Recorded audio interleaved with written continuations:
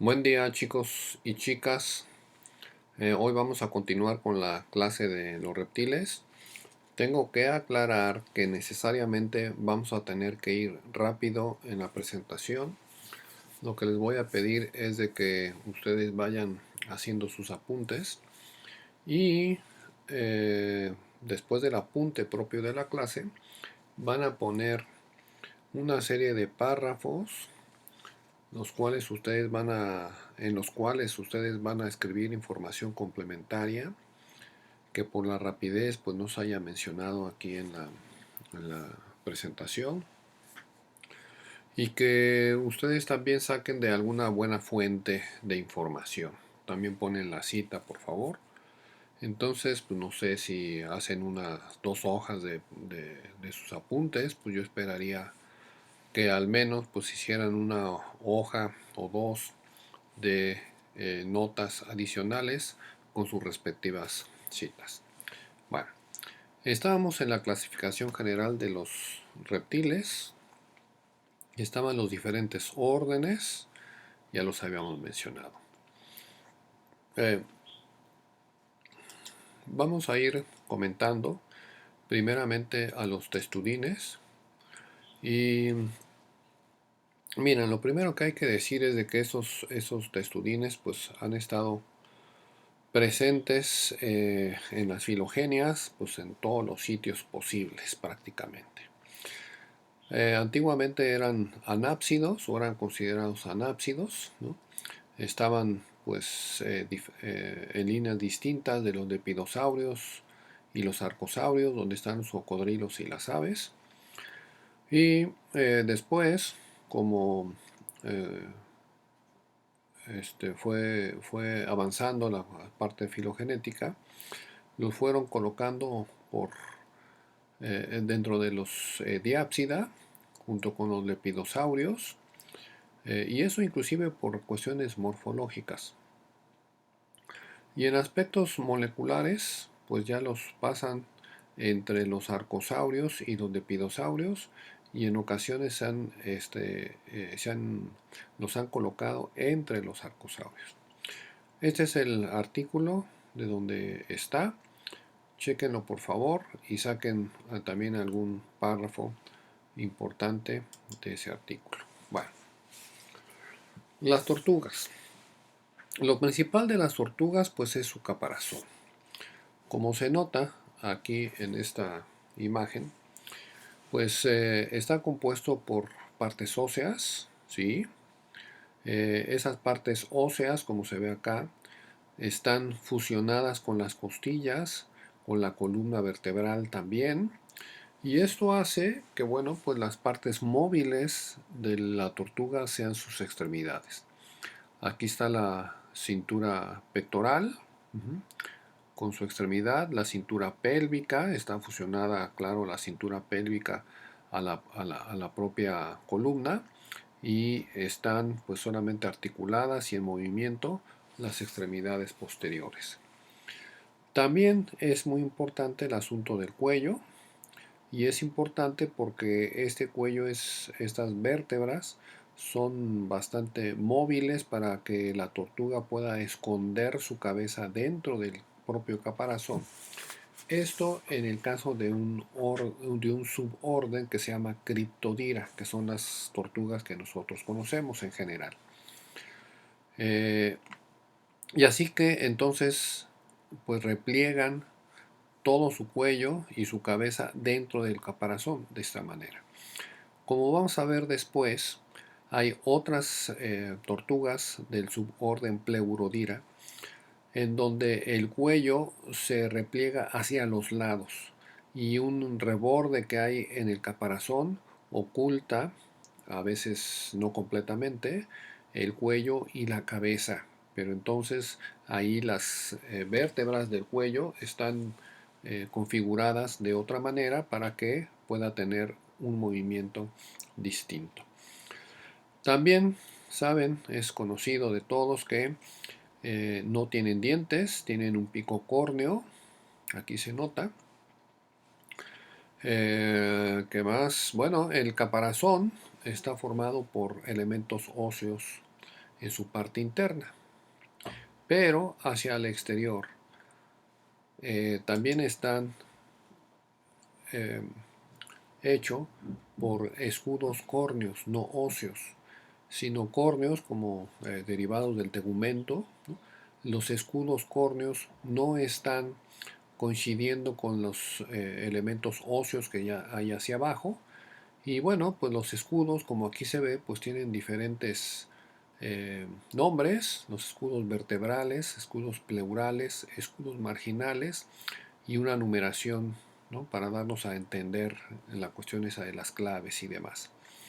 Hacia lo que es la parte ventral, hay también una parte más o menos rígida que se llama el plastrón, y que también hacia el exterior tiene diferentes escudos córneos con diferentes nombres, como aquí también se observa.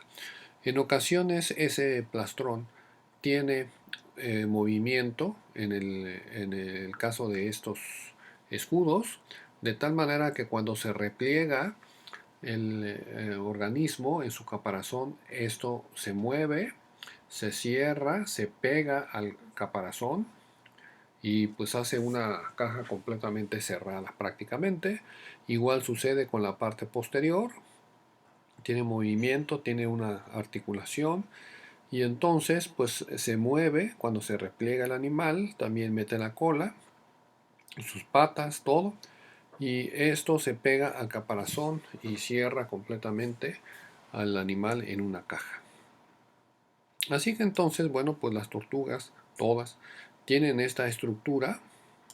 Por cierto que alguna variación de esta estructura está dada porque algunas tortugas no tienen estos escudos, sino piel, tegumento, sin escudos, sobre del caparazón. Inclusive hay las tortugas de concha blanda, en donde los elementos óseos pues tampoco están dispuestos de esa manera y están cubiertos de piel.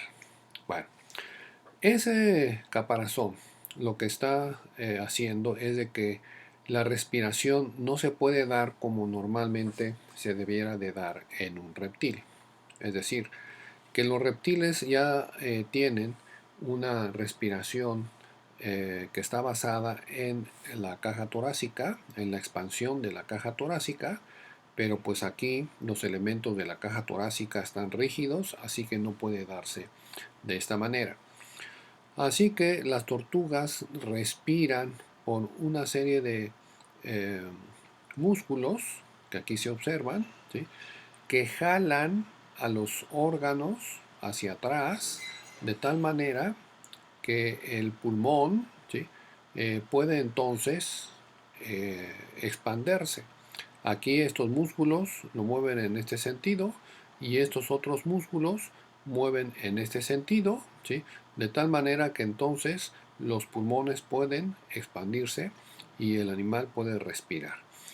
También en el sentido de que estos animales son acuáticos y pueden mantenerse dentro del agua por bastante tiempo, la respiración se da en la boca o inclusive en la cloaca. Están entonces sumergidos e intercambian agua ahí en la boca, y el epitelio de la boca pues va teniendo un intercambio de gases, y eso ayuda. También cuando están abajo pues tienen un metabolismo bajo. En general las tortugas tienen un metabolismo bajo, y cuando están sumergidas pues tienen menos movimiento, así que su gasto de oxígeno es menor. Bien, aquí están, bueno, lo que mencionábamos también, las placas tanto del caparazón como del plastrón y sus nombres. Ahora, aquí se observa que el caparazón de las tortugas tiene diferentes formas o estructuras inclusive, y eso está relacionado con el ambiente en que se encuentran. Estas son tortugas terrestres, lógicamente. Bueno, creo que es lógico verlas de esa manera. Algunas tortugas viven o se esconden entre hendiduras, entre rocas, y también su caparazón está hecho para que pueda meterse en esos sitios. Algunos caparazones pues hacen que la tortuga pues se asemeje al medio externo. Hay algunas tortugas lagarto que en todo su tegumento, inclusive no nada más el caparazón, pues se quedan además muy quietas y parecen un elemento decorativo ahí de algún río. Su lengua parece una especie de gusano, así que abren la boca, mueven la lengüita y pues algún incauto se acerca, ¿no? Para tratar de comer algo que parece un gusano. Y bueno, vemos también aquí que las extremidades en las serpientes, en las tortugas marinas, pues tienen forma de paleta, y aquí en las terrestres pues se distinguen los dedos. Hay tortugas acuáticas que también tienen dedos con una membrana interdigital entre ellos. Este es el caso, por cierto, de la tortuga, un género de ellos es Apalone, que es de concha blanda. Y este es el caso de una tortuga del suborden Pleurodira, aquel suborden que entonces mueve su cuello hacia los lados, se esconde entonces en un reborde, y estas son tortugas Cryptodira. Por cierto que las tortugas Pleurodira solamente se encuentran en el hemisferio sur, América, África, Australia. Ahí están, y entonces pues para nosotros no son comunes, no son las que están por acá. A lo mejor en algún acuario pues alguien las puede haber visto. Aquí están en general los que son los grupos de tortugas: las Pleurodira, las Cryptodira y las Trionychia, que son las tortugas de concha, de caparazón blando, y que bueno, están en un grupo diferente de otras que tienen un caparazón duro. La determinación sexual en las tortugas es algo interesante. Está determinado por la temperatura, así que pues la temperatura de incubación va a estar definiendo que si son temperaturas bajas, la proporción de hembras es cero, es decir, son machos, ¿sí? Mientras que temperaturas altas, la proporción de hembras es 100%, o sea, hace que temperaturas altas está produciendo hembras. Como en la naturaleza pues hay diferencias de temperatura en el día, pues aquí se muestra algo similar, pero hablando de una temperatura de 25 grados constante, pues se producen machos. En un intervalo de temperaturas que va de los 20 a 30 grados centígrados se siguen produciendo machos, pero si ese intervalo ya se eleva a 23 a 33 grados centígrados, se producen hembras, y cuando es constante los 30.5 grados se producen hembras. Así que esto de la temperatura pues también está dependiendo de la variación de la temperatura propia de los días. Ay, caray. Eh, Bien, en los que son nidos en la naturaleza, también como se ponen en diferentes zonas, en diferentes distancias a la playa, pues hay diferencia en la proporción sexual de cada nido. Algunos nidos pues están con casi 100% hembras, o la mayor parte de hembras, y hay algunos nidos con una mayor cantidad de machos. Bueno, continuamos. Otra gran línea son los arcosaurios. Y de esos arcosaurios, los grupos que se incluyen son los fitosauria. Este es el caso de un fitosaurio. Se asemeja algo a un cocodrilo. Están también, por supuesto, los cocodrilos. Están los pterosauria, los dinosauria, con sus diferentes subgrupos. Los cocodrilos. Estos cocodrilos tienen varias características diferentes al resto de los reptiles. Bueno, tienen un corazón tetracavitario, es decir, con 4 cavidades. Los anfibios y el resto de los reptiles tienen 3. Bueno, las aves también tienen 4. Y así que el corazón tetracavitario permite que la doble circulación ya se haga completa, es decir, una circulación que va hacia los pulmones y otra que va hacia el cuerpo. También tienen un paladar secundario. Ese paladar secundario, entonces, hace dos cavidades dentro de la boca, dos zonas dentro de la boca. Cuando los anfibios, pues habíamos visto su boca, y tienen sus narinas y sus cuanas, ¿no? Todo se abre a la misma cavidad, a la boca. Con el paladar secundario se diferencia la cavidad nasal y la cavidad bucal.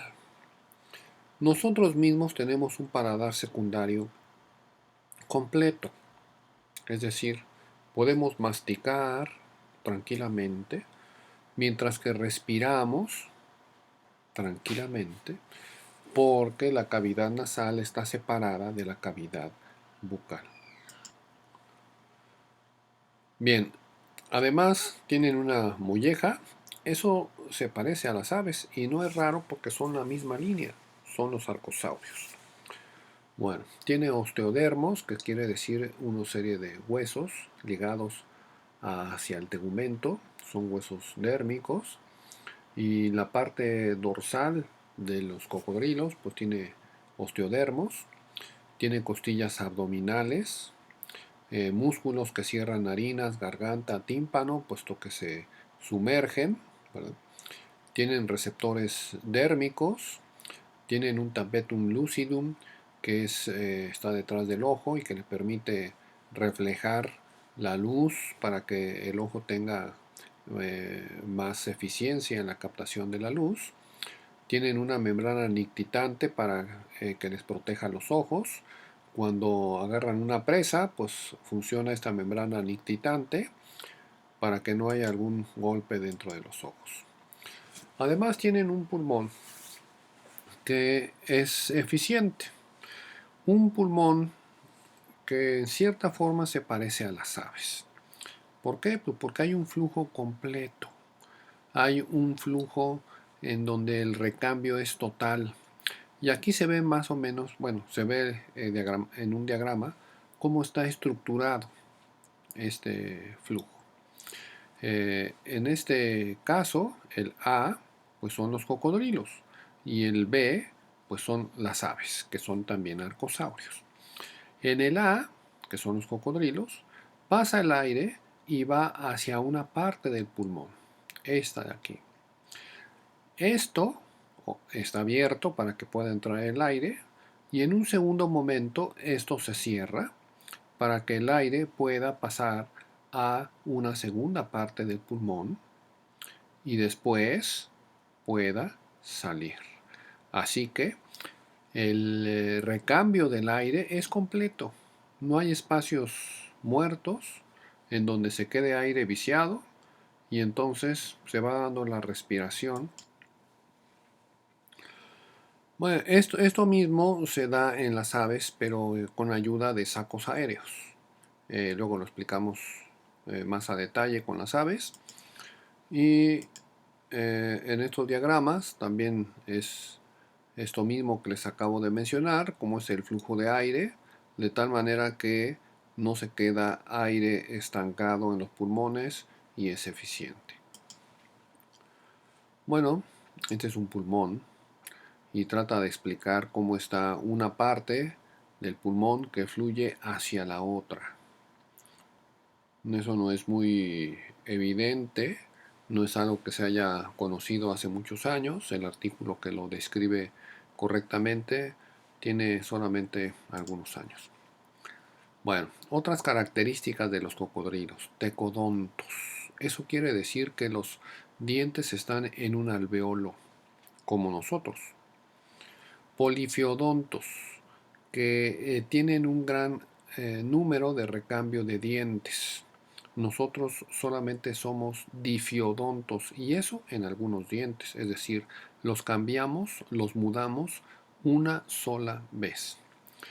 Tiene glándulas salivales, glándulas de sal también, estas glándulas de sal ayudan a sacar el exceso de sales. Hay cocodrilos que se acercan al mar y que pueden estar bastante tiempo en el mar y eso les ayuda. Son los reptiles más sociales. Para aspectos de reproducción y otros aspectos son bastante sociales. Y hay tres familias: Cocodrilidae, Alligatoridae y Gavialidae.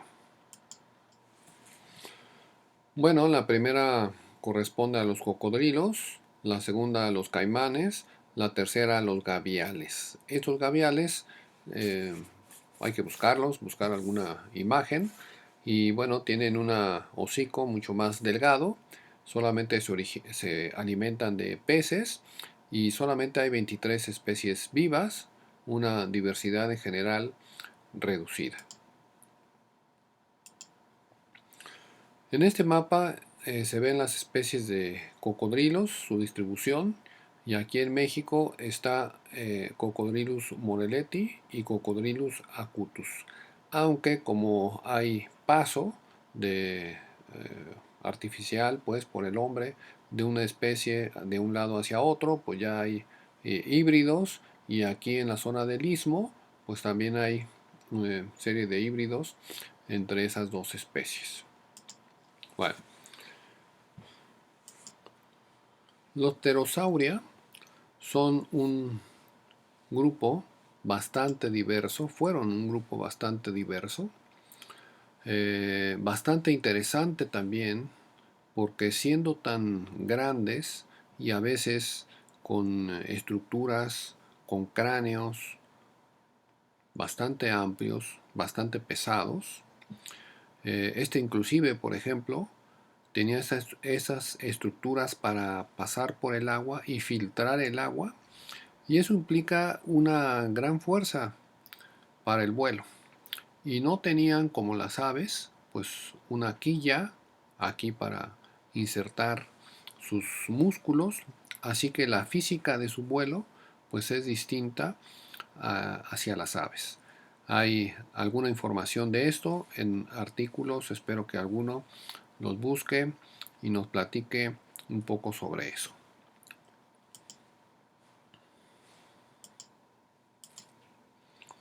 Pasamos a la siguiente. Bien, aquí estos son los grupos que hay de dinosaurios. Un gran grupo que son los Ornithischia y otros los Saurisquia. Esos grupos están diferenciados por la forma en que su cintura pélvica está conformada. Esto en relación a cómo es que los músculos, que son estas flechas, están insertados en la extremidad, en el fémur, y también insertados en la cintura pélvica, en los elementos de la cintura pélvica, para poder mover la extremidad hacia adelante y hacia atrás. En esta otra imagen creo que se observa mejor. Este es lo típico de un saurisquio.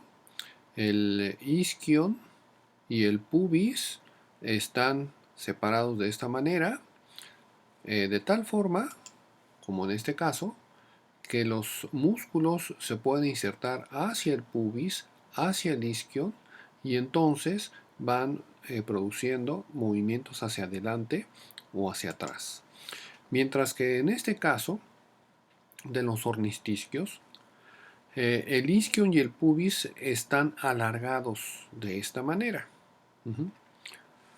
De tal forma que los músculos se van a agarrar en estos elementos, que puede ser el mismo pubis, ¿sí?, hacia un lado, en esta protuberancia del pubis, o en los elementos que están hacia atrás del mismo pubis y del isquion, y ahí se insertan los músculos y mueven las extremidades en este sentido.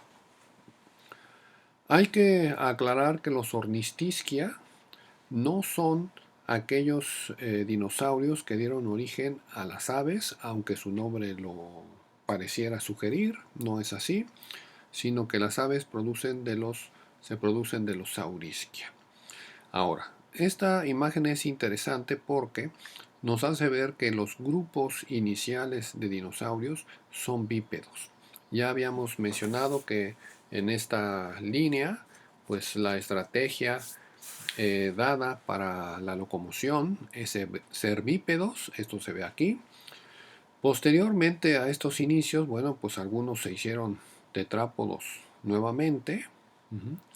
Esta línea de ornitisquios, muchos son tetrápodos, y aquí se nota que las patas posteriores son bastante más grandes, más amplias que las anteriores, ¿no?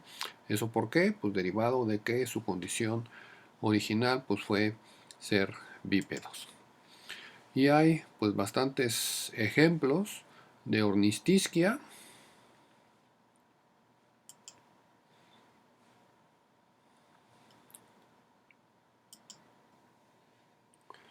Y bueno, algunos ornitisquia como Iguanodon son también bípedos y otros géneros. Están también los saurisquios, que algunos son tetrápodos, el Diplodocus, por ejemplo, y otros muchos que son bípedos en esos saurisquios. Dentro de estos saurisquios, bueno, pues están Deinonychus y toda una serie de terópodos, velociraptors, que son pues posibles antecesores de las aves.